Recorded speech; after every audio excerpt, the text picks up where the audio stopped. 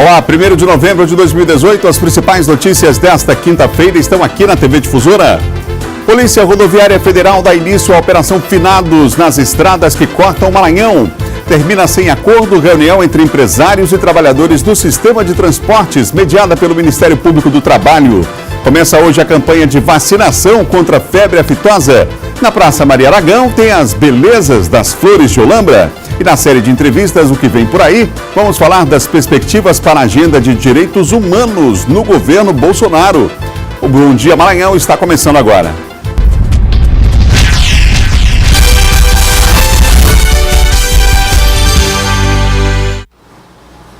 São 7h02, um ótimo dia para você ligado aqui na TV Difusora. Estamos começando o nosso Bom Dia Maranhão. Hoje nós vamos dar continuidade à série de entrevistas, o que vem por aí, traçando os cenários, avaliando os desafios do novo governo. Já já nós vamos receber aqui no estúdio o advogado Feitosa, que vai falar conosco, Pedrosa, aliás, Luiz Pedrosa, o advogado, vai estar conosco aqui, ele da Sociedade Maranhense de Direitos Humanos, refletindo sobre aspectos relacionados à agenda de direitos humanos. Ontem, inclusive, já uma nova declaração aí já pública em relação à fusão de ministérios. Vamos saber onde é que fica aí a pasta de direitos humanos e quais são, de fato, as preocupações, quais são os principais desafios nessa área a partir, inclusive, de janeiro do ano que vem. Mas nós vamos começar o Bom Dia de hoje falando sobre a falta de acordo na primeira reunião entre rodoviários e empresários do setor de transportes. Há uma expectativa grande aí em relação a estas reuniões. Houve a primeira reunião mediada pelo Ministério Público do Trabalho aqui na capital e, pelo menos até agora, o que ficou acertado é que até a próxima reunião, na semana que vem, não haverá nova paralisação do sistema. Vamos ver a reportagem. Após várias rodadas de negociação, rodoviários e patrões voltaram a se encontrar. A audiência ocorreu a portas fechadas na sede do Ministério Público do Trabalho. A imprensa teve acesso somente aos minutos iniciais das discussões.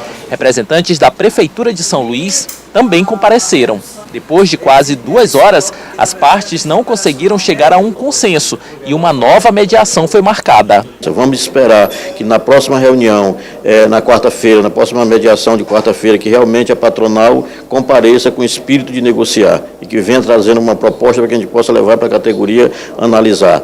Então, a pedido do procurador, nós vamos suspender até a próxima mediação, qualquer que seja tipo de paralisação, e aí, a partir daí, a gente vai convocar a Assembleia e os trabalhadores vão analisar de que forma vai conduzir a partir da próxima quarta-feira. O impasse resultou em paralisação de advertência na última sexta-feira, que durou cerca de 3 horas, gerando transtornos à população da cidade.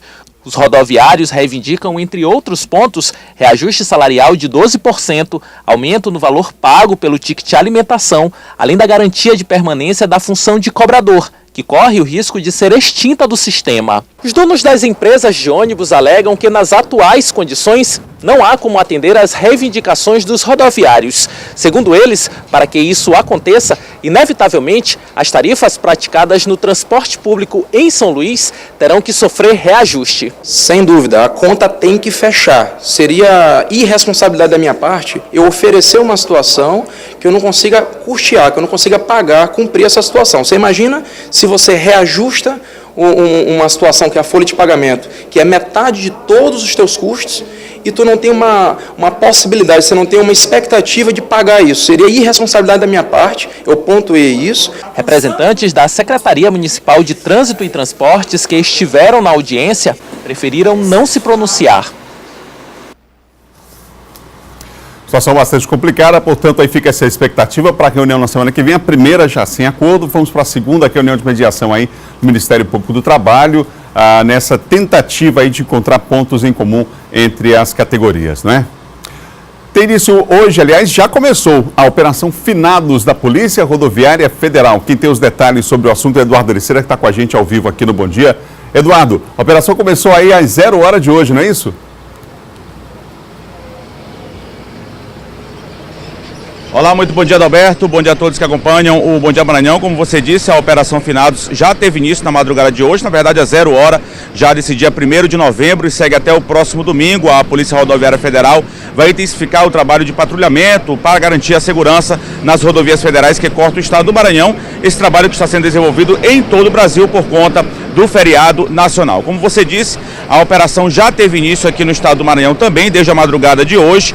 Movimentação muito grande, a gente está em um dos braços da BR-135, esse aqui que passa pela Avenida dos Portugueses, também conhecido como Avenida dos Portugueses, que dá acesso à área Itaquibacanga. A gente percebe uma movimentação muito grande também do outro lado da pista, muitas pessoas que estão indo em direção à Ponta da Espera, já na zona rural aqui da capital São Luís, justamente para pegar o ferryboat com destino à região da Baixada Maranhense, mas a movimentação também já começa a crescer no destino aqui ao centro da cidade, quem sai da área Itaquibacanga para o centro de São Luís. A Polícia Rodoviária Federal promove durante esse período de hoje até o próximo domingo reforço concentrado no policiamento ostensivo preventivo em locais e horários de maior incidência de acidentes graves e de criminalidade, de acordo com as estatísticas, para garantir justamente aos usuários das rodovias federais segurança, conforto e fluidez do trânsito. O planejamento da PRF para a operação inclui ações de policiamento, fiscalização com foco na prevenção e redução na gravidade dos acidentes de trânsito, também aumentar a percepção de segurança nas rodovias federais e intensificar o enfrentamento à criminalidade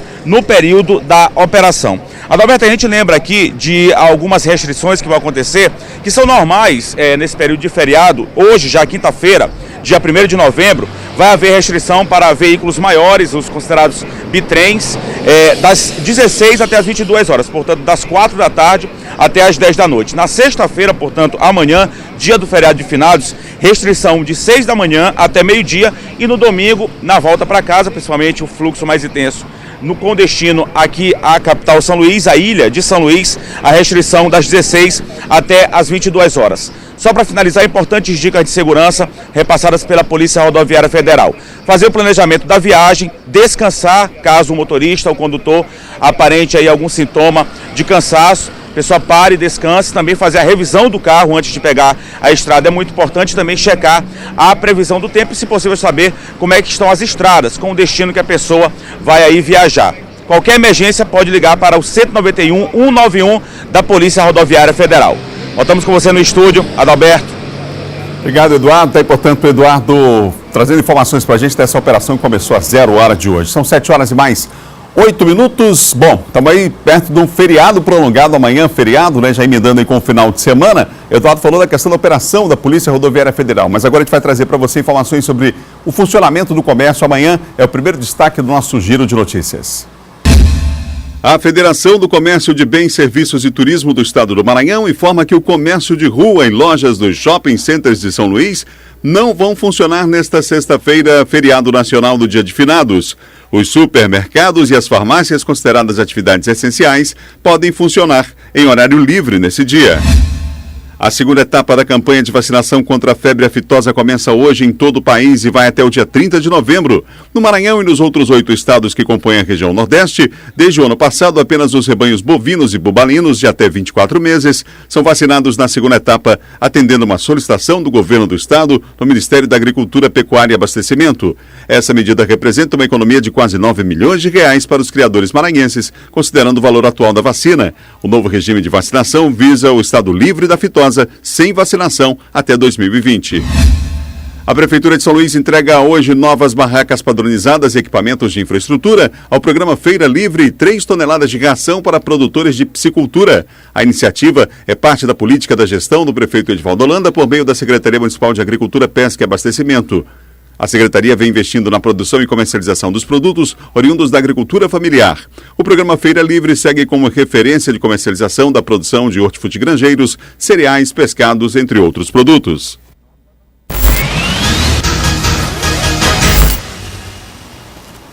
São 7 horas e mais 10 minutos, 7 e 10, um ótimo dia para você. O cara já está aqui do meu lado, ele é Silvan Alves, né? Já apresentou daqui a pouco, ainda há pouco, o Bandeira 2, está aqui para falar para a gente sobre a área de segurança. A gente começa falando sobre uma operação que aconteceu ontem, uma operação que prendeu aí 10 pessoas, ainda tem 2 foragidos, era um desvio de verbas públicas, inclusive, a operação envolvendo 3... A Polícia Civil, o Ministério Público e a Controladoria Geral da União também, Silvan? Isso, exatamente.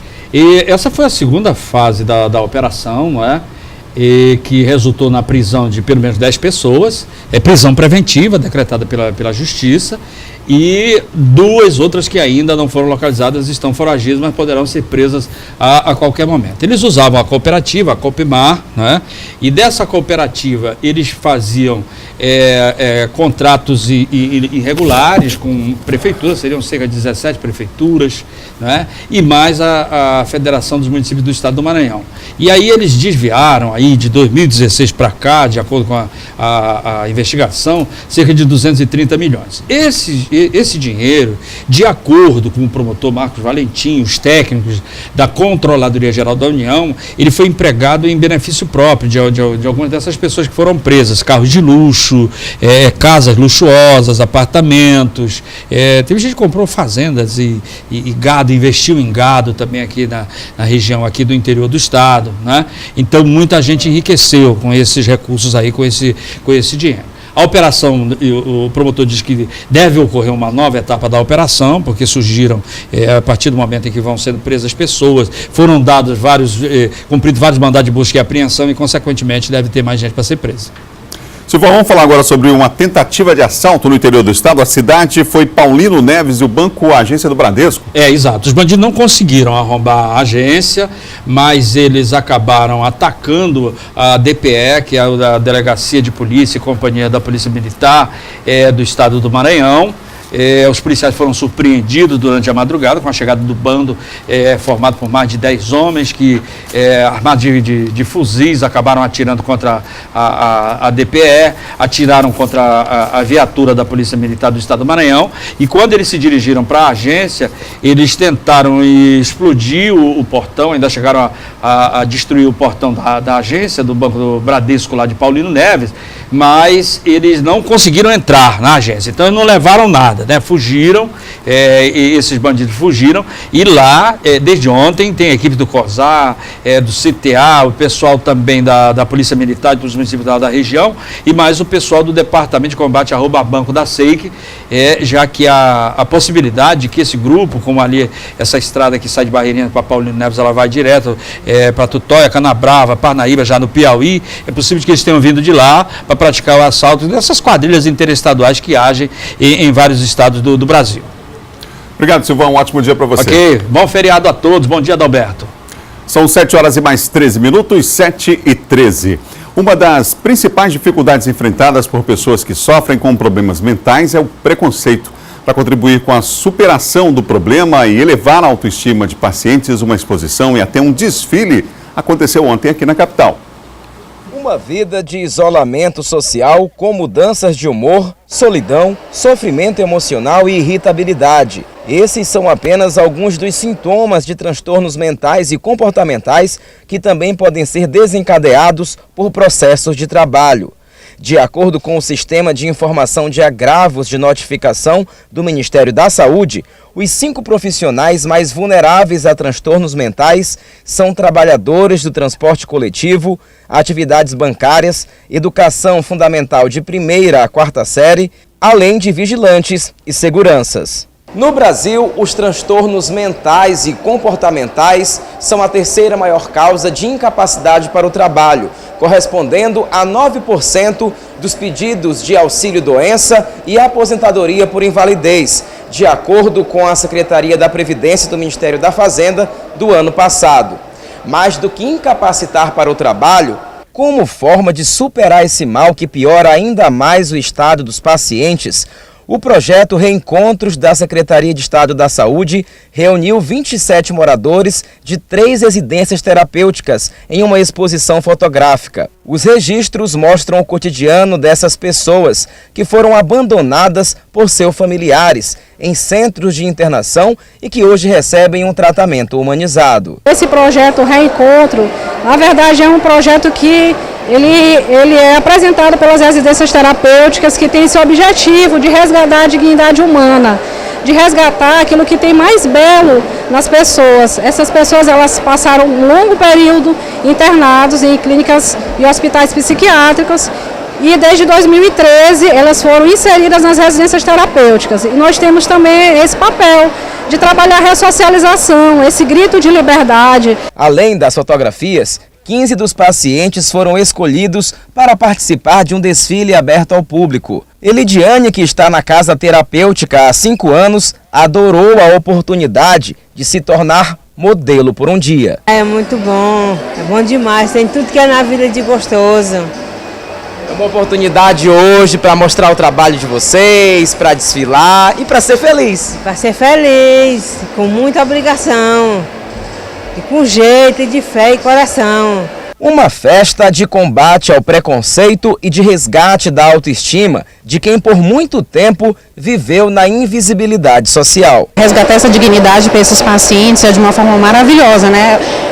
Foram todos abandonados pela família, tiveram anos de internações e que foram contemplados com a residência terapêutica, né? E esse é o momento de resgatar não só a dignidade, como resgatar a valorização de ser belo, né? Algo que existiu no passado e que hoje está aí para ser mostrado. Além de desfilar, Maria Vieira fez questão de dar entrevista. Como é que foi essa preparação? Vocês tiraram fotos, vão desfilar hoje, como é que foi? Foi bem.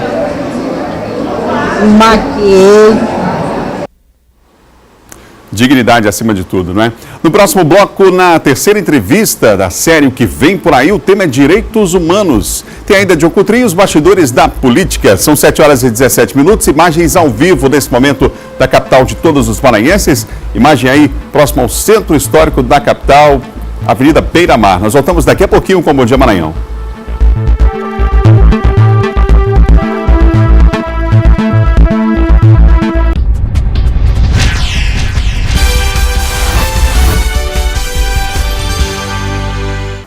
São 7h20, de volta o Bom Dia Maranhão ao vivo para todo o estado. Estamos de volta aqui com o Bom Dia para a série de entrevistas para tentar entender o cenário que se avizinha com a chegada de um novo governo federal.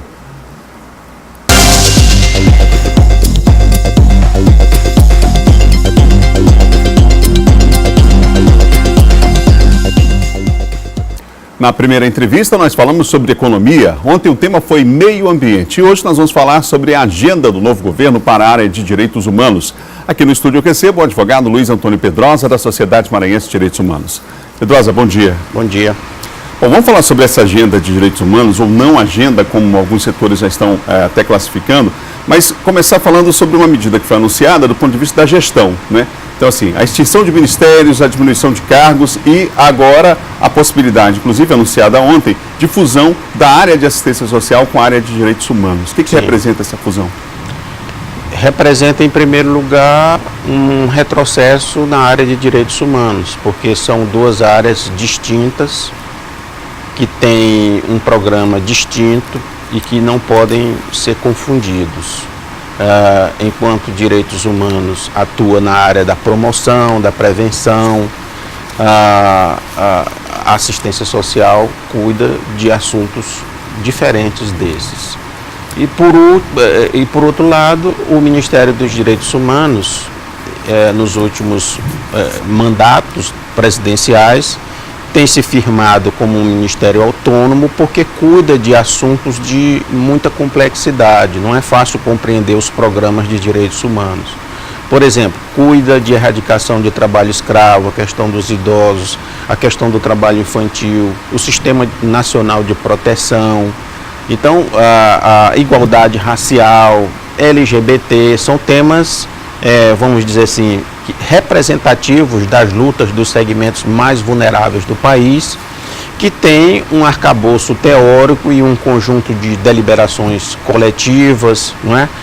Colegiadas, que precisam ser bem compreendidas. E à frente desse ministério sempre ficou como destaque pessoas que compreendiam mais ou menos o assunto. No governo Temer, nós tivemos com surpresa positiva o fato de que esse governo reconheceu que não tinha quadros para poder ocupar esse ministério e manteve o pessoal de segundo e terceiro escalão dentro do ministério e, portanto, os programas, mesmo com algumas dificuldades, continuaram a funcionar.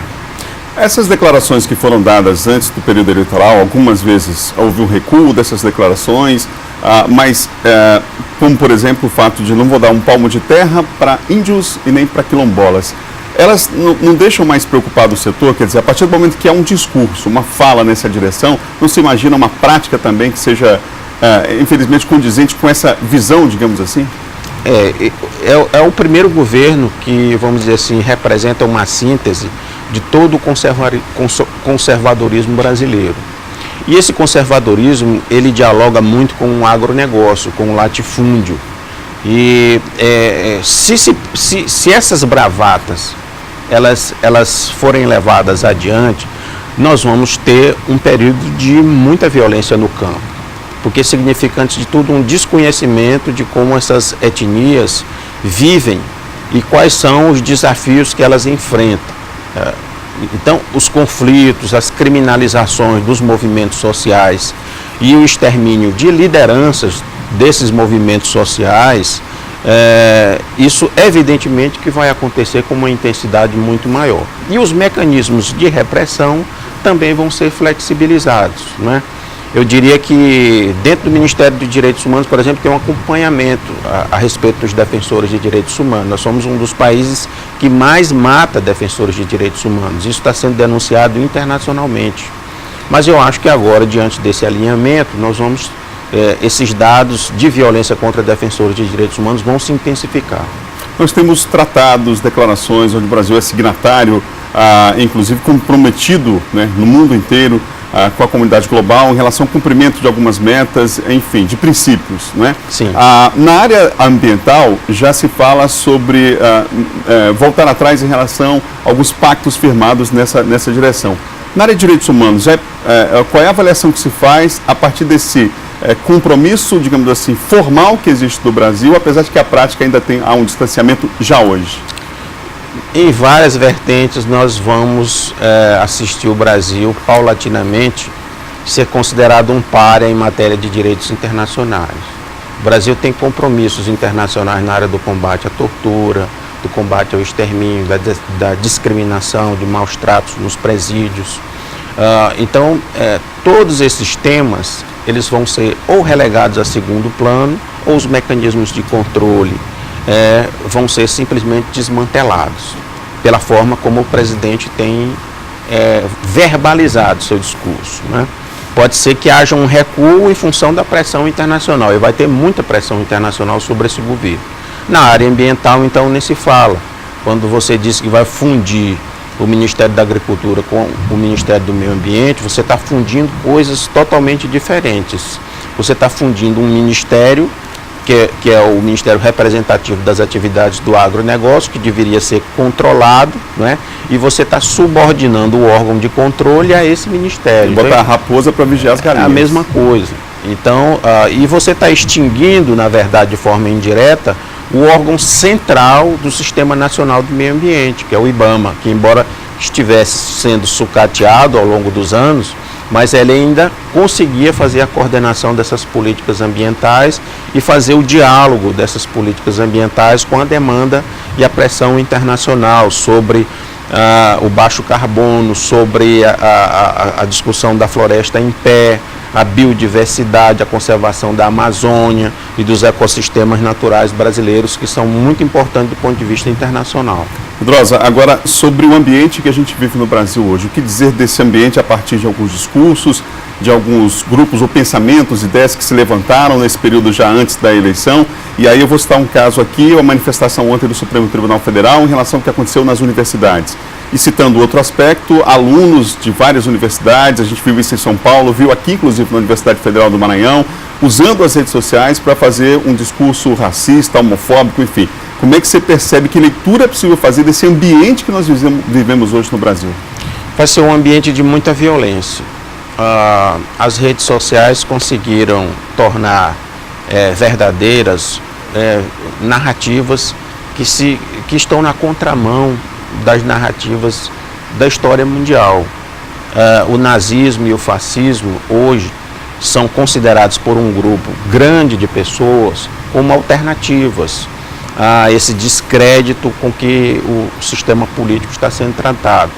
As ditaduras militares são valorizadas, a nossa própria ditadura militar, ela está sendo promovida. O próprio presidente da República é um admirador do coronel Ustra, que foi um praticante de um crime que é duramente recriminado pela nossa Constituição Federal, que é a tortura. Então, ao mesmo tempo que se fazia a campanha política, se cometia crimes, porque você fazia a incitação pública de um crime, né? Ao você patrocinar o nome de uma pessoa como essa e ao você fazer o resgate dos valores da ditadura militar como positivos.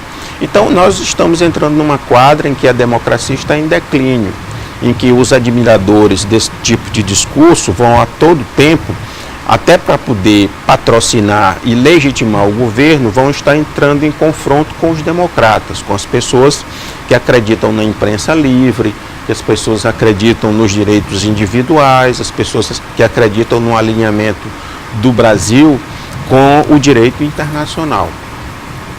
Conversei aqui no Bom Dia Maranhão com o advogado Luiz Pedrosa, da Sociedade Maranhense de Direitos Humanos. Pedrosa, obrigado pela entrevista aqui no Bom Dia Maranhão. Obrigado pela atenção também.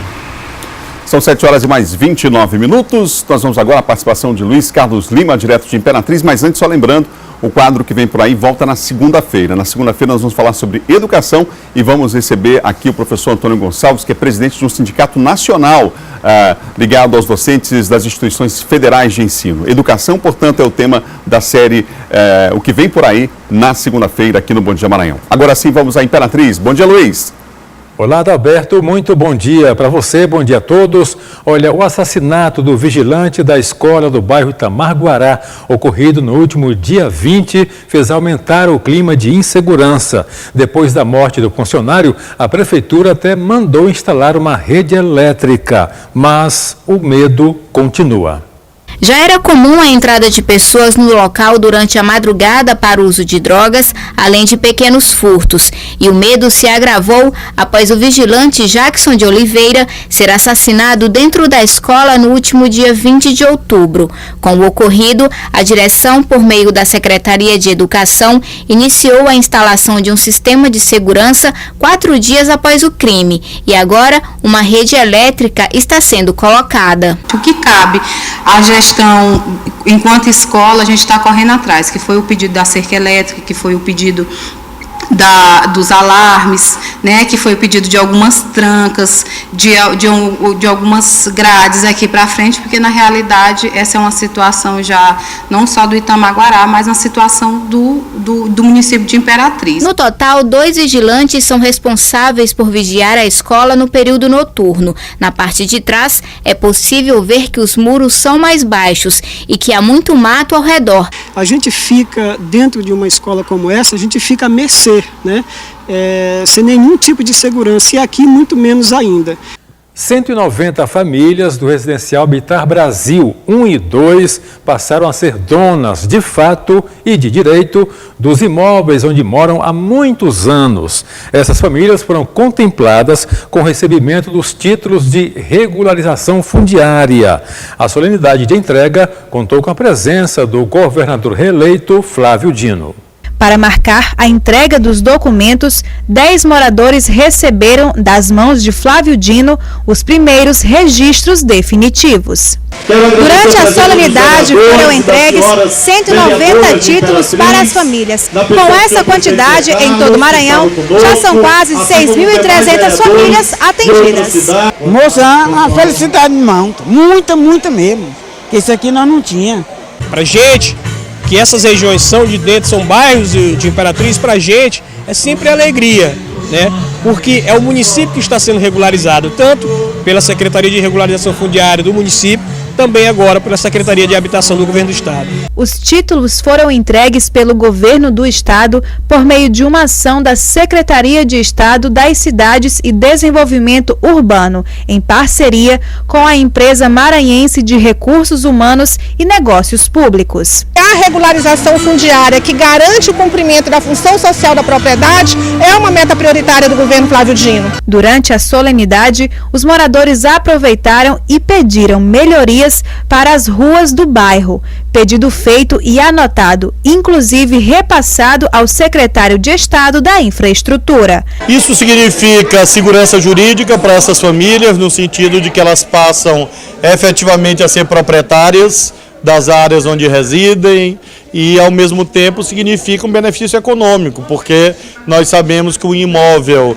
documentado, regularizado, tem mais valor de mercado do que o imóvel que não tem documento. É isso, Adalberto. A gente volta com você desejando um excelente fim de semana a todos. Bom final de semana a todos aí, Imperatriz também. Agora a participação é de John Coutrinho aqui no Bom Dia Maranhão.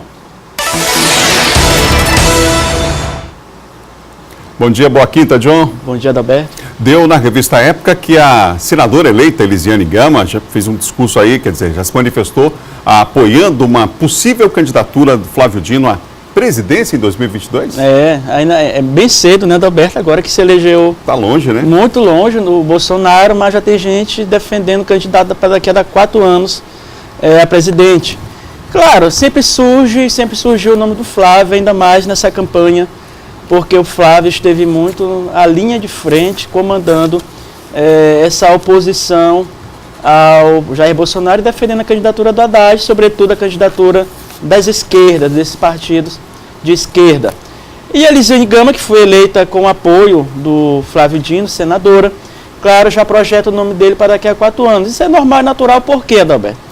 Por que se fala o nome do Flávio Dino daqui a 4 anos? Primeiro porque ele é governador reeleito. Ele não pode mais se candidatar ao governo do Maranhão. Aí se fala, o Flávio Dino pode ir para o Senado, pode disputar uma vaga que vai abrir para o Senado daqui a 4 anos. Mas também, a depender do governo do Bolsonaro, ninguém sabe o que vai acontecer, como será também a posição da oposição em relação às esquerdas, o Flávio Dino pode ser, claro, um desses nomes, porque a gente sabe que o PT está fragilizado, não tem possíveis candidatos, o principal líder ainda está preso, e aí não se sabe se o Fernando Haddad vai continuar ainda como na linha de trincheira, como oposicionista, se o Ciro Gomes ainda será candidato. Ontem ele deu uma entrevista ao jornal Folha de São Paulo, onde ele criticou muito, viu, Adalberto, o PT. O Ciro disse que não faz mais campanha com o PT, então ele vai, aí já disse que vai viajar pelo Nordeste, mas não se sabe se ele fica no PDT. O que se sabe, Adalberto, é o seguinte, é que PDT, PCdoB e PSB estarão unidos nestes 4 anos.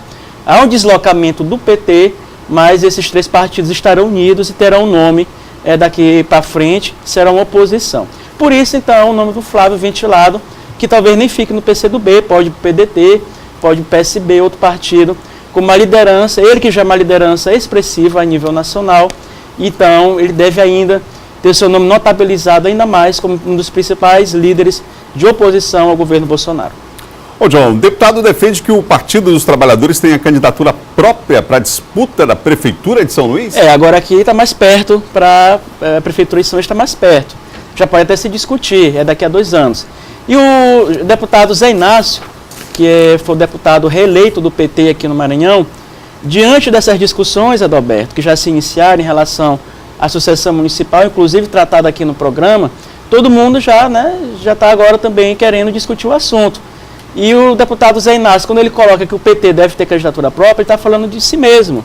É claro que ele joga o nome dele, nas entrelinhas é o nome dele, o Zé Inácio, e então, mas ele fala o seguinte, que o PT teve uma votação muito boa no estado do Maranhão e que o PT desta vez deve sim ter candidato próprio. Ele inclusive defendeu uma aliança com o PSOL, que é o partido hoje, viu, Adalberto, que está mais próximo do PT, é o PSOL. Inclusive o Guilherme Boulos também apoiou o Fernando Haddad, então ele acha que dá para formar essa coligação daqui. E ele também avalia que o PT está sendo também colocado de canto. Ou seja, nessa articulação que há entre PCdoB, PDT e PSB, ele acha que o PT também deve tomar o caminho, já que está sendo um pouquinho isolado, então ele defende candidatura própria aqui em São Luís. Dos candidatos, Adalberto, vamos destacar. Claro, o PT não tem nome ainda, pode ser o do Zé Inácio e outro nome, mas além dele, o que já se conversa aqui para São Luís daqui a 2 anos? Se fala do nome do Eduardo Braz, que foi deputado federal reeleito, com uma votação extraordinária na capital maranhense, mais de 130 mil votos, e ainda outros candidatos, por exemplo, o nome do candidato do secretário de Estadual de Educação, Felipe Camarão, que é um dos nomes. O Pedro Lucas Fernandes também foi bem votado, conta com o apoio aí do prefeito da capital também. Tem o Osmar, ou seja, uma série de nomes, o Bira do Pinaré, que também já disse, Adalberto, que pretende concorrer à prefeito de São Luís. O Bira do Pinaré, acho que até aqui em entrevista ao Bom Dia sinalizou para isso, o Bira do Pinaré. Então, ou seja, vários nomes já tratados. O importante é o seguinte, o próprio prefeito Edivaldo disse, numa reunião da semana passada, que ele vai trabalhar para fazer o sucessor, o Edivaldo, o prefeito Edivaldo. E tem esses nomes mais próximos a ele, que pode ser o próprio o Pedro Lucas, o Duarte Júnior, o Felipe Camarão, o Bira do Pinaré, são esses nomes aí cotados para disputar a prefeitura daqui a 2 anos. Ô John, hoje o Sérgio Moro estará no Rio de Janeiro para uma reunião, para um encontro aí com o Bolsonaro, que já anunciou o interesse em levá-lo para o Ministério da Justiça. Você acha que a tendência é que ele aceite esse convite, John? Olha, se fosse eu, não aceitaria, viu, Adalberto? E outra coisa, é importante destacar que o Sérgio Moro ainda tem 2 ações para jogar do Lula. O que os juristas estão alegando? Bom, se ele aceitar esse ministério, ele não pode, ele deve se colocar como impedido, né? Impedido em suspeição para analisar os processos do Lula. Ou seja, então muitos juristas avaliam que ainda é muito cedo para o Moro aceitar. Se ele aceitar, nessa conversa que ele já vai ter hoje com o Bolsonaro, com a equipe dele, se ele aceitar, ele deve sair desses processos. Já tem, inclusive, audiência marcada dia 14 de novembro do Sérgio Moro com o presidente Lula em mais um processo que ele responde em relação ao sítio de Atibaia. Então, o Sérgio Moro tem que tomar muito cuidado nessa condução para que ele não seja parcial e para que até as pessoas não falem, bom, o Sérgio Moro realmente atuou em favor de um lado contra o outro. E, para finalizar, é um super ministério que estão querendo oferecer a ele, juntando justiça, ou seja, controladoria, várias pastas, no sentido de dar superpoderes ao Sérgio Moro. Obrigado, John. Um ótimo dia para você. Obrigado, Alberto. Amanhã. São 7h40. No próximo bloco tem Laércio Júnior destacando o esporte. Mais poetas celebram um dia da poesia com sarau no Centro Histórico. Imagens ao vivo nesse momento na capital, Beira-Mar, Ponte do São Francisco. Olha só, imagens aqui do trânsito que já começa a ficar mais complicado aí nesse setor da cidade. Bela imagem da capital de todos os maranhenses. Bom dia, volta já, é rapidinho.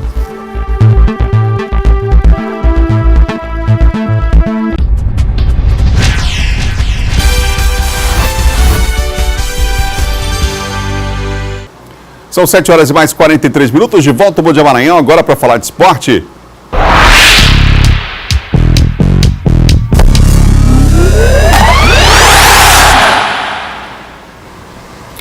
Laércio Júnior, já é quinta-feira, tá chegando a hora, o Sampaio, cada jogo agora é uma decisão. Esse com o CSA, então, vou te falar, viu? Pois é, e o Sampaio tá fazendo a conta para 4 vitórias. O Marcinho, inclusive, ao longo da semana já disse, são os 3 jogos aqui, pelo menos uma fora de casa. O pensamento é forte na questão do Criciúma, que é o último jogo. Provavelmente o Criciúma nem vai ter chance de subir e nem de cair para a Série C do Campeonato Brasileiro. Mas tudo passa pelo jogo de sexta-feira contra o CSA. O Sampaio treinou ontem no estádio do Castelão e o Marcinho deve promover algumas mudanças importantes na equipe tricolor. Vamos saber o que pensa o Marcinho em relação ao próximo adversário e alguns detalhes do time tricolor que entra em campo contra o CSA amanhã às 9h30 da noite, no feriado do dia 2 de novembro.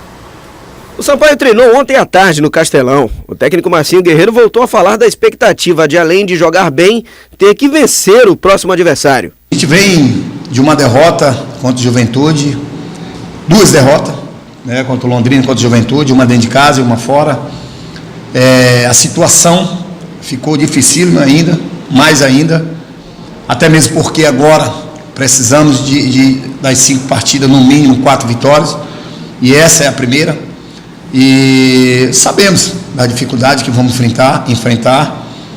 A nossa equipe vem jogando bem, mas como eu sempre falo, não adianta você jogar bem e não vencer, né? E é como eu sempre falava também aqui nas minhas entrevistas, mas hoje o Sampaio precisa vencer as partidas, não jogar bem.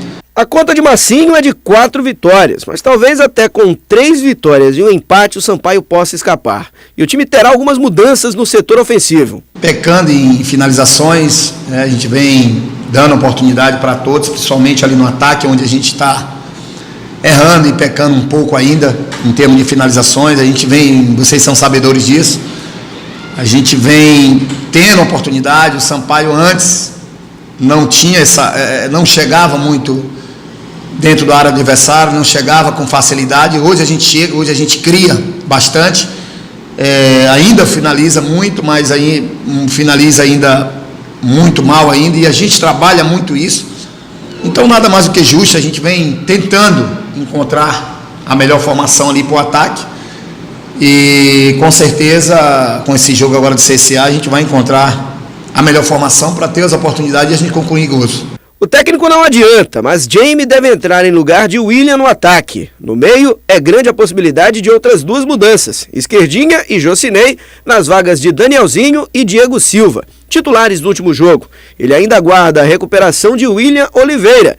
Eloir já está à disposição, mas deve ficar no banco de reservas. Tem cinco jogos, ainda depende só da gente. É difícil, não é fácil, mas a gente tem que se apegar ao trabalho e à esperança, ainda há chance. Então cabe a nós jogadores se conscientizar que ainda só depende da gente. Então a gente não pode de forma alguma se entregar. E os ingressos já começaram a ser vendidos desde ontem e hoje já serão vendidos no Estádio Castelão e também no Estádio Municipal Nilzinho Santos, variando entre R$20 e R$50, expectativa de um bom público. O horário é um pouco complicado, Sampaio não foi privilegiado em relação ao horário das 9h30 da noite para o feriado do dia de finados. É difícil, mas a expectativa é que o torcedor vá a campo, que possa incentivar, afinal de contas, a grande arma que o Sampaio tem é o Castelão e o seu torcedor para vencer o CSA, uma das melhores equipes da Série B do Campeonato Brasileiro, hein? Boa sorte para a Bolívia, querida. Amanhã vamos trazer os detalhes do jogão no feriado do dia 2 de novembro. Falando um pouco do seletivo que vai começar no dia 11 de novembro para a disputa de uma vaga na Série D do Campeonato Brasileiro, uma das equipes que irá participar da competição é o Maranhão Atlético Clube e o Raimundinho Lopes, que eu havia anunciado aqui na semana passada que acertaria com o Maranhão Atlético Clube, o ex-jogador de futebol Raimundinho Lopes será o comandante do Macão Machão da Ilha para a temporada de 2019 e já comanda o time no seletivo. A apresentação do Maranhão está marcada para segunda-feira com o café da manhã lá no Parque Valério Monteiro e depois desse café da manhã já teremos o primeiro treinamento do Maranhão ao comando do seu novo treinador Raimundinho Lopes, o muchacho. Valeu, Laércio, ótimo dia para você. Um abraço. São 7h48. A partir de hoje, a beleza das flores de Olambra invadem a Praça Maria Aragão. Fica bonito demais e a gente já está acostumado todo ano, não é? E de lá, da Praça Maria Aragão, fala o repórter Eduardo Ericeira agora aqui do Bom Dia, voltando a participar aqui do Bom Dia. Olá, Eduardo, está bem bonito aí, hein? Muito belo, viu, Adalberto? Quem estivesse aqui, com certeza, certamente estaria encantado aí com as flores aqui do 10 anos já de Festival Flores de Olambra, você falou aí, passa rápido, né? A gente que já vem acompanhando todos os anos, uma década de festival, a realização aqui na Praça Maria Aragão, só que esse ano uma novidade também, o festival migra para um shopping aqui de São Luís, mas quem vai falar mais para a gente sobre essa exposição, também com comércio de flores, é o Mariano Costa, que é o organizador do Festival Flores de Olambra. Mariano, 10 anos já aqui na Praça Maria Aragão e esse ano com novidade, vocês vão participar também, você vai levar essa beleza, toda essa beleza para um shopping aqui de São Luís, que as pessoas também possam acompanhar, tem um outro local para acompanhar, né? Muito bom dia, obrigado pela sua presença aqui no Bom Dia Maranhão. Opa, bom dia, sim, é exatamente isso, Eduardo. Nós estamos agora agregando também esse Festival das Flores, também estendendo também para um shopping aqui de São Luís, que é o Shopping da Ilha, e nós estamos lá do dia 1º ao dia 4. Quer dizer, de hoje até domingo, né? De hoje até domingo, lá no Shopping da Ilha, e de hoje até dia 11 aqui na Praça Maria Aragão, que é uma tradição já, que são 10 anos, né? Tá, fala pra gente um pouquinho aqui dessa exposição. Tem quantas espécies aqui? Sei que também tem flores frutíferas, flores mais para ornamentação. Explica um pouquinho pra gente do que está sendo aqui exposto. Pois nós temos mais de 200 espécies entre as flores e as frutíferas também, que as frutíferas são um pedido da clientela que chega aqui e exigindo. Então, de 5 anos para cá, nós começamos a ter esse painel também da questão das frutíferas, né? É justamente essa que nós estamos mostrando agora, as frutíferas, não é isso, Mariano? É, exatamente. Nesse momento aí são as frutíferas, temos goiaba, nós temos uva, nós temos acerola, nós temos uma variedade muito grande de frutíferas também. Agora essas outras aqui, essas outras belezas que nós estamos mostrando aqui, também muitas espécies do gosto do público, né? Fala aqui pra gente quais são as mais procuradas entre essas. Olha, a flor mesmo assim, dos olhos mesmo das pessoas, além das calachói, que são muito coloridas, essa variedade muito grande, tem uma potência, né? Exatamente. E as orquídeas são as campeãs. A variedade de orquídeas que nós temos, que nós trabalhamos também, é uma coisa assim fantástica, onde nós temos uma clientela muito boa, são milhares de pessoas que passam durante esses 10 dias aqui e nós só temos que agradecer as pessoas. Tá, são 10 anos já, fala um pouquinho pra gente desse balanço de 10 anos. Eu acho que tem atraído mais pessoas cada vez mais com o passar dos anos, não é isso? Exatamente. No primeiro ano nós atendemos mais a questão da ilha, a localização aqui em São Luís. Hoje não, nós estamos cobrindo o estado do Maranhão inteiro. nós recebemos pessoas de todo o estado do Maranhão, caravanas que vêm para cá. E, Eduardo, nós estamos comercializando flores, estamos, mas nós trabalhamos também aqui dentro desses 600 metros quadrados, muito com o social. A gente quer que as pessoas tragam os seus familiares, que venham as famílias. Vão ter, inclusive, minicursos, né? Vão ter minicursos, né? Também, vão ter minicursos, são agregados, são coisas que nós estamos agregando mais dentro do nosso festival. Nós temos também este ano o Mano Empreendedor, que são pessoas que participam, que tem os dois artísticos, que tem a questão da artesania como sobrevivência ou não, que a gente traz para ele mostrar o seu trabalho aqui dentro desse festival. Ok, Mariano, muito obrigado. Só confirmando, a abertura hoje às 9 horas da manhã, fica até quando? Das 9 horas da manhã às 9 da noite, nós vamos ficar aqui na Praça Maria Aragão até o dia 11 e no Shopping da Ilha até domingo, dia 4. Quer dizer, bastante tempo o pessoal vir acompanhar e poder levar sua planta, comprar sua flor, não é isso? Exatamente, que as pessoas levem essa maravilha para casa, porque a flor tem esse poder de harmonização, de harmonizar. E eu quero convidar o Adalberto aí no estúdio também, né? Que é para ele vir aqui, trazer a família dele, vir conhecer, e todas as pessoas aí do meio de comunicação da TV Difusora, que nos prestigiam sempre, nós temos sempre a agradecer. Ok, Mariano, muito obrigado. Alberto, com essa bela imagem, a gente volta com você para começar essa véspera de feriado bem, com essas belas imagens de flores. Voltamos com você aí no estúdio da TV Difusora. E com esse convite também para poder visitar você, todas as pessoas que nos acompanham aqui na TV Difusora. Com você, Adalberto. Obrigado, Eduardo. Obrigado, Mariano, também. Vou com certeza, todo ano já faz parte do calendário já. E é com essas belas imagens que a gente encerra hoje o programa lá da Praça Maria Aragão. São 7 horas e 52 minutos. Outras notícias no nosso portal M10, hein?